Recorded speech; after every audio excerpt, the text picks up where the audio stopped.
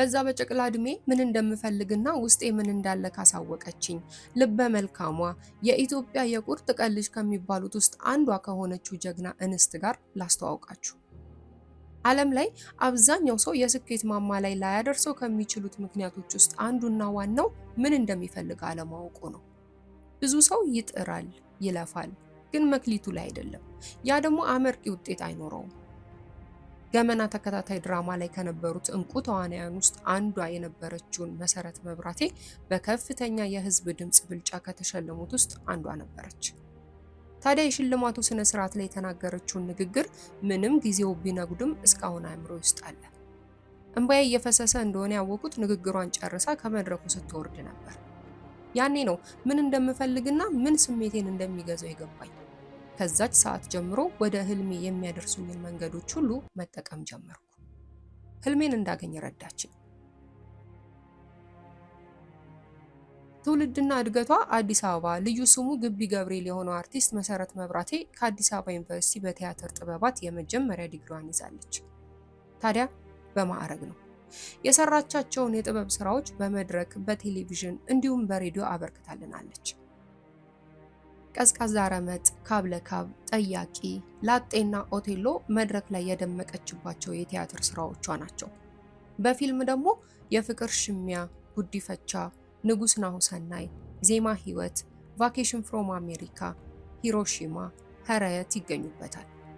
የሻማ አምባ፣ ገመና ቁጥር 1 እና ገመና ቁጥር 2 በቀናት መካከልን ጨምሮ የተከታታይ የቴሌቪዥን ስራዎቿም ተጠቃሽ ናቸው። አላለቀም። ከ200 በላይ ማስታወቂያዎችንም ሰርታለች። እንዲሁም በአሁን ሰዓት መሰረት አድቨርታይዚንግ የሚባል የራሷ ድርጅት ውስጥ ስራ አስኪያጅ ሆና በመስራት ላይ ትገኛለች። ጸጸቱን በከፊል ሰጠኝ፣ አሳዘነኝ። አቤት ጥሎሽ፣ አቤት ጥሎሽ። ጌታዬና በለው ጎሽ። እሺ። አይ ዛሬ እረፍቴ ስለሆነ ቤተሰቦቼ ጋር ውዬ ልምጣ ብዬ ነው። እነዚህ ሁሉ ስራዎች ዓለም ላይ ስትኖር ያሉባትን ሩጫዎች ለማሟላት ሙያዋን በማክበር በዘርፏ የሰራቻቸው ናቸው። በሌላ አባባል ገቢ ማስገኛዎቿ ናቸው።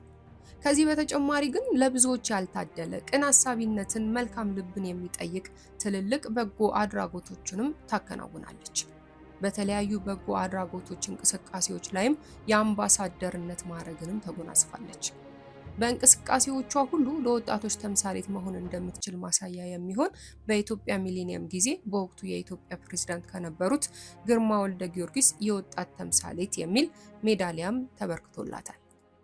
ኢትዮጵያ ውስጥ አሉ ከሚባሉ የወላጅ አልባ ህጻናት ማሳደጊያ ድርጅቶች ውስጥ አንዱና ዋናው በሆነው ሜሪጆይ ውስጥም በአምባሳደርነት አገልግላለች። በአጠቃላይ ድጋፍ የሚያስፈልጋቸው ወይም ለሀገር ውድቀትም እድገትም መሆን የሚችሉ ህፃናት ላይ በጥልቀት ትሰራለች። ሴቶችና የጎዳና ተዳዳሪዎች ላይ ከሚሰሩ ድርጅቶች ጋርም በጥምረት ትሰራለች። በዚህ ሰዓት ደግሞ በዋናነት የኢትዮጵያ የልብ ህሙማን ህፃናት መርጃ ማዕከል የበጎ ፈቃድ አምባሳደር በመሆን እያገለገለች ነው። ይህ ኃላፊነቷን ተቀብላ ተወዳጅነቷንና ንጹህ ልቧን ተማምና በአሜሪካ በሚገኙ የተለያዩ ግዛቶች ላይ የተዟዟረች ከ$120,000 በላይ ሰብስባ ለእነዚህ ተስፋ ላላቸው ግን በህመም ለሚሰቃዩ ህፃናት እንካችሁ በማለት አበርክታለች።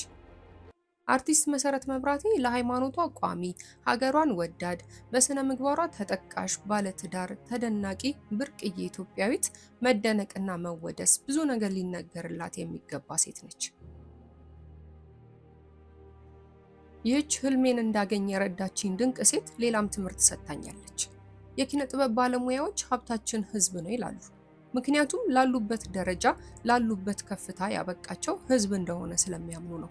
ነገር ግን ከጥቂቶቹ ገናና አርቲስቶች ውጪ መልሰው ለህዝቡ ሲቆሙለት ብዙም አይታይም። መሰረት መብራቴ ለየት የሚያደርጋት ይህ ነው።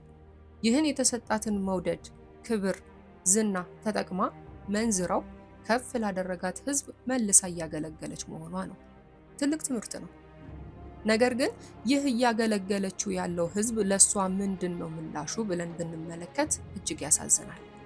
እሷን ማክበር፣ ማወደስ፣ ስለሷ ብዙ ማጥናት፣ መጠየቅ ሲገባን በሚያሳፍር ሁኔታ እያደረግን ያለነው ተቃራኒውን ነው።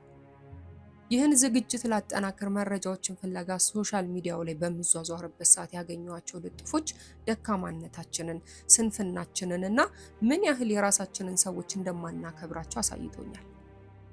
እንደሷ ያሉ ልንማርባቸውና መልካም ድርጊቶቻቸውን ልንወርስላቸው የሚገቡ ሰዎች ጥቂት ናቸው። በእርግጥ በእንደዚህ ያለ መጥፎ ስራ ልንሰብራቸው አንችልም። ነገር ግን ስለ እነሱ ጥሩ ጥሩ መረጃዎችን እያጋራን ከስር ለሚመጣው ትውልድ ብናስቀምጥላቸውና የእነሱን ፈለግ እንዲከተሉ ብናደርግ መልካም ሰዎችን ማብዛትና ሀገራችንን መጥቀም ይሆናል እላለሁ። አመሰግናለሁ። ሰብስክራይብ በማድረግ ቤተሰብ ይሁኑ።